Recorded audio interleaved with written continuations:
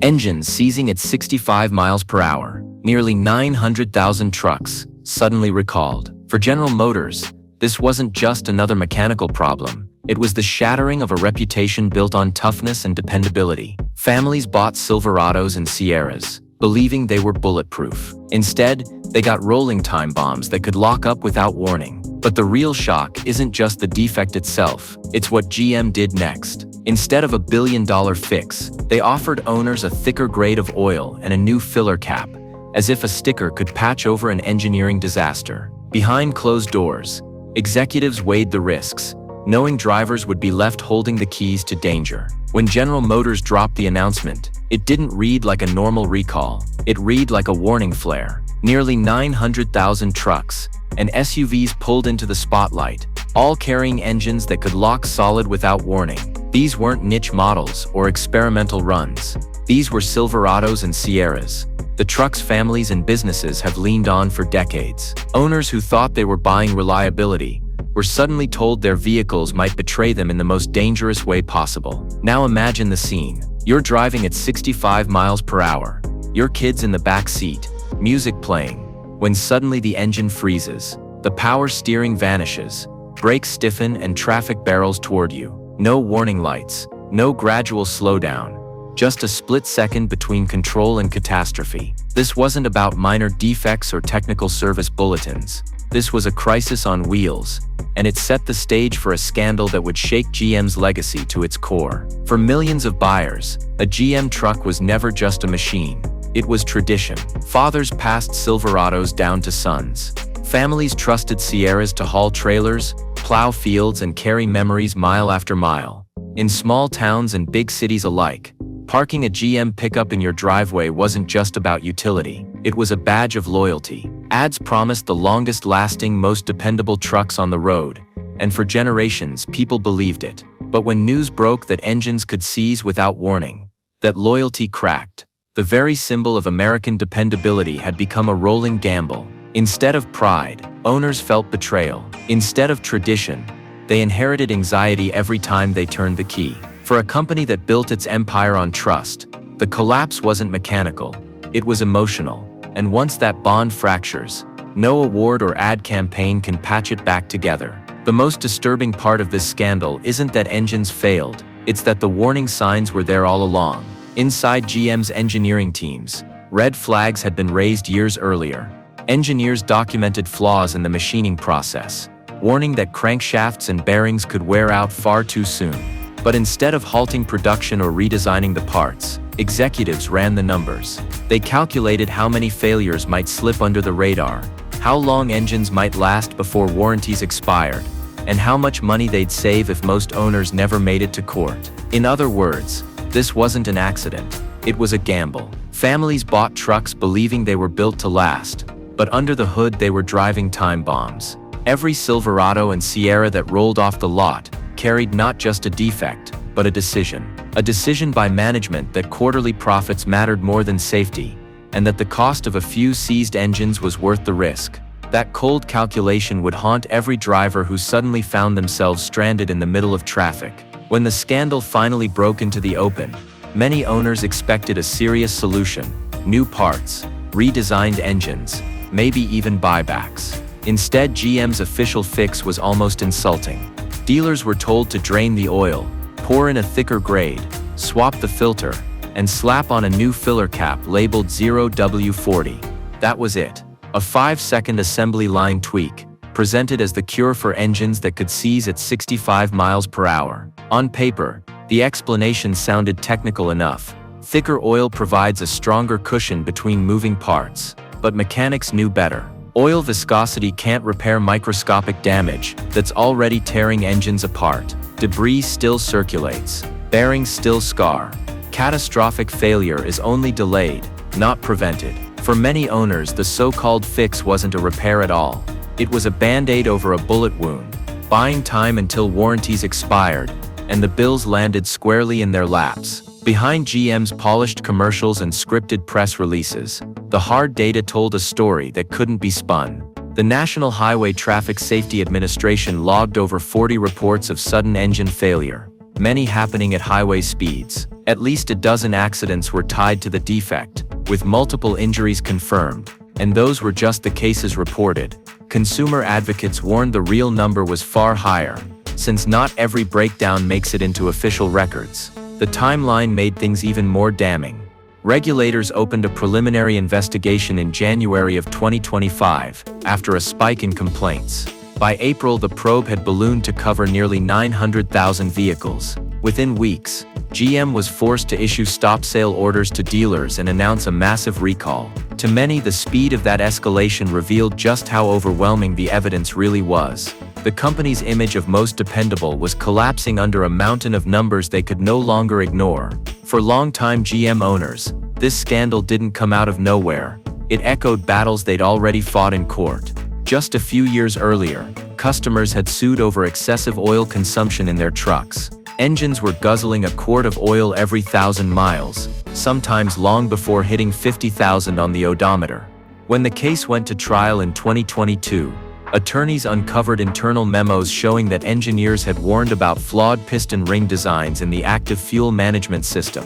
Instead of a redesign, management approved a cheaper cleaning process and hoped the engines would limp past the warranty. The jury wasn't fooled. They sided with the owners, awarding damages that reached into the hundreds of millions. That verdict exposed a pattern. Engineers identify a defect, executives bury it, and consumers pay the price when engines fail. With that history fresh in memory, the new recall wasn't just another safety issue. It was evidence of a corporate culture that treats families on the road as collateral damage in a financial experiment. What makes this scandal even more chilling is how small the defect really is. Modern engines run on tolerances measured in thousandths of an inch, a crankshaft surface just a hair too rough, or a bearing clearance slightly too wide, is enough to shatter the oil film that keeps metal parts from grinding together. That's exactly what happened in GM's V8 engines built at the St. Catharines plant between 2021 and 2024. To the naked eye, nothing looked wrong.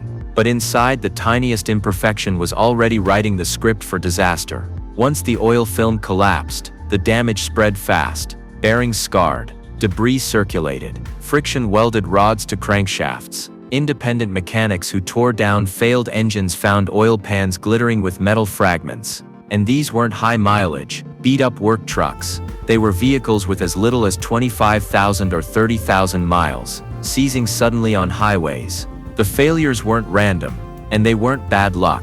They were baked into the production process itself. The most bitter irony: GM already knows how to build engines that survive. Look at the Chevrolet Corvette. It's a car designed to live at redline, pushed to the limit on racetracks and highways. Yet its LT2 small block V8 isn't seizing or scattering bearings. Why?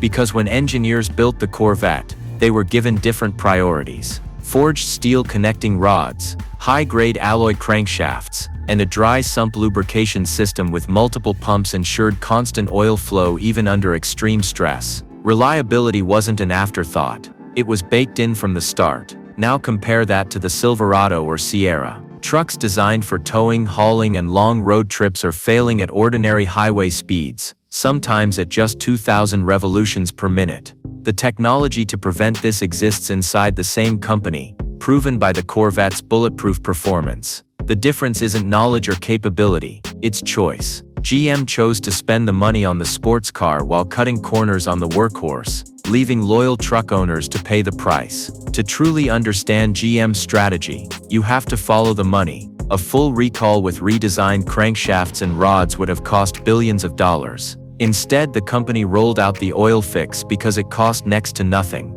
A thicker grade of oil might buy 10,000 or 20,000 extra miles, long enough for many engines to limp past their warranty coverage. After that, the repair bills, often tens of thousands of dollars, would fall on the owners, not the company. This wasn't speculation. Past lawsuits had already uncovered internal documents showing GM executives making exactly these calculations, weighing the cost of a proper redesign against the savings of a cheap workaround. Investors liked the short-term numbers, but families on the road became the ones gambling with their safety. What looked like a simple oil cap change was really a corporate clock, ticking down until drivers were left stranded with no safety net. For years, GM blanketed the airwaves with commercials showing Silverados and Sierras conquering mountains, towing massive loads and proudly displaying trophies from J.D. Power. The phrase "most dependable" became a mantra, repeated until it sounded like fact. But behind those glossy ads was a game of statistics. J.D. Power measures problems per 100 vehicles, and a frozen infotainment screen counts the same as a seized engine.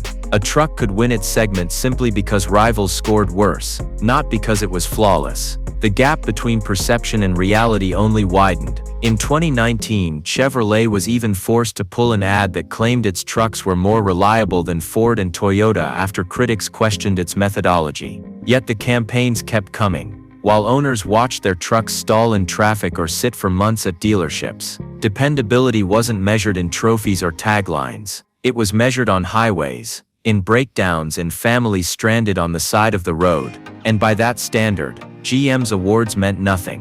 When the recall landed, the first line of defense wasn't corporate executives in Detroit, it was local dealerships. Service bays that usually handled oil changes and brake jobs were suddenly packed with furious customers demanding answers. Mechanics opened hoods to find engines scarred with damage, yet GM's official guidance told them to simply pour in thicker oil and apply a new filler cap. To frustrated owners, that looked less like a fix and more like a cover-up. The chaos didn't stop there. Stop sale orders froze trucks already sitting on lots, leaving dealers unable to move inventory. Buyers who had waited months for new deliveries were told their vehicles were indefinitely delayed. Phones rang non-stop, showrooms turned hostile, and sales staff, who had been left in the dark just like their customers, took the brunt of the anger. The corporation handed them talking points, but when pressed for real solutions, most admitted the truth: there weren't any. For dealerships, the recall wasn't just a service bulletin, it was open warfare with the very customers they relied on. It only took a handful of well-documented complaints to light the fuse. By early 2025, the National Highway Traffic Safety Administration had received reports of engines seizing without warning, some tied to crashes and injuries. Investigators dug into the details: VIN numbers, production dates, service bulletins, and a pattern emerged too sharp to dismiss. Engines built during a specific 3-year window were failing the same catastrophic way, often with fewer than 30,000 miles on the odometer. What started as a preliminary evaluation quickly escalated into a full engineering analysis. Within months, the probe expanded to nearly 900,000 vehicles. GM could no longer frame the crisis as isolated incidents. Regulators demanded answers. Why weren't these flaws caught sooner? Why was the fix limited to thicker oil? And how many more engines were still ticking time bombs on the road? Under that kind of pressure, GM's recall wasn't a voluntary gesture, it was a forced admission. The walls were closing in, and the company knew it. Once the recall became public, attorneys across the country saw opportunity. Class action lawsuits multiplied almost overnight, alleging not just negligence, but deliberate concealment of known defects. Whistleblower memos and internal documents surfaced as evidence, painting a picture of executives who chose a cheap oil fix over $1 billion redesign. For families who had already suffered breakdowns, accidents, or financial loss, the legal battle was the only way to fight back.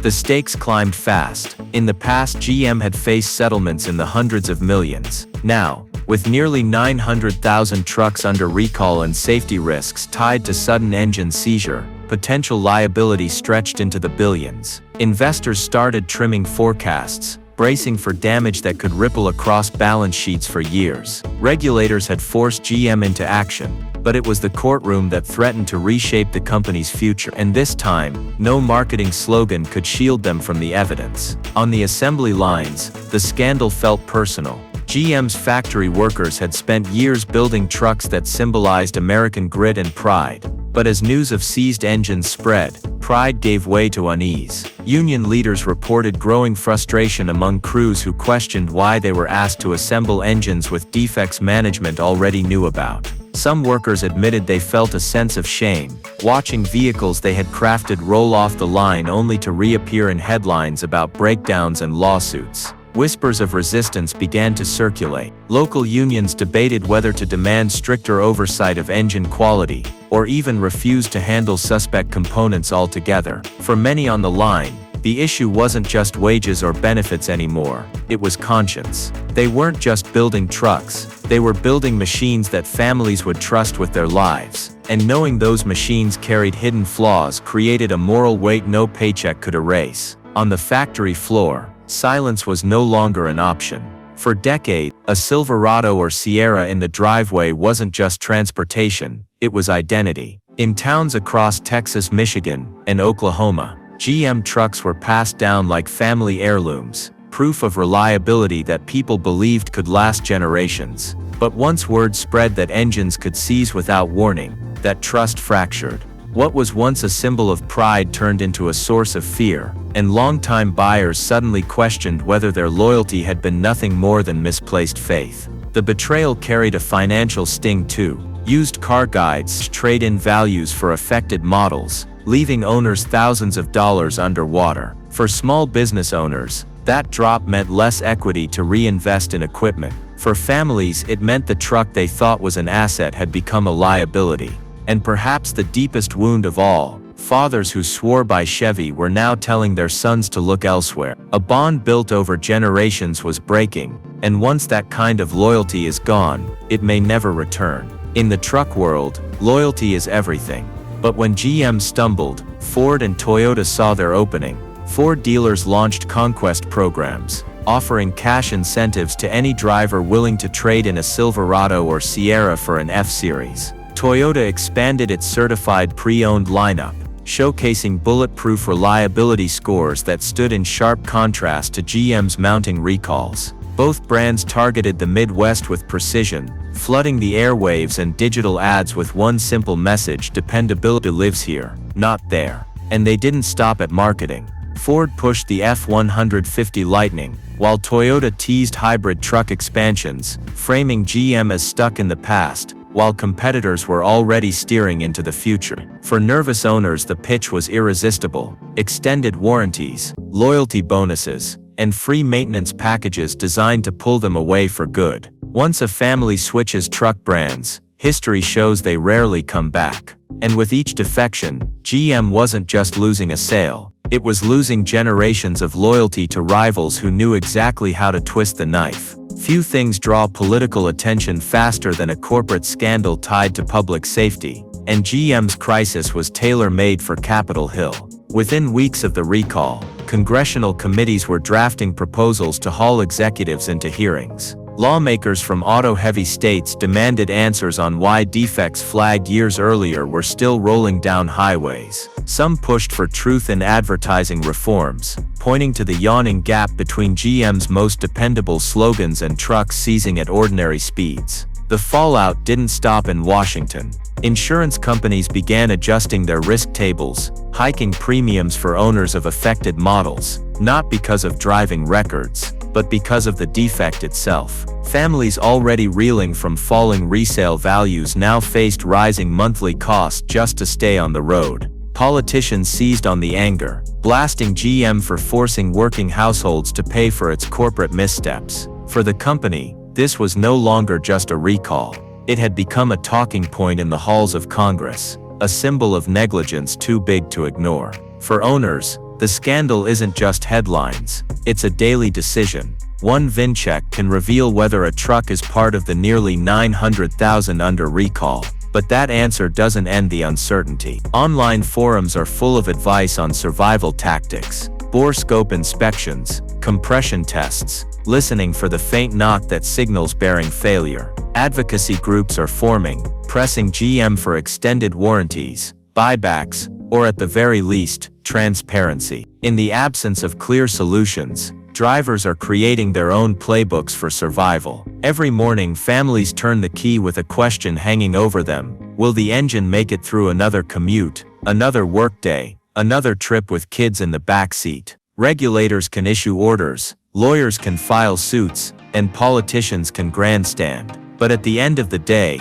it's the drivers who live with the risk, mile after mile. And for many, the betrayal stings most because it came from the brand they trusted the most. General Motors once sold more than trucks. It sold tradition, trust, and the idea that a Silverado or Sierra was built to last a lifetime.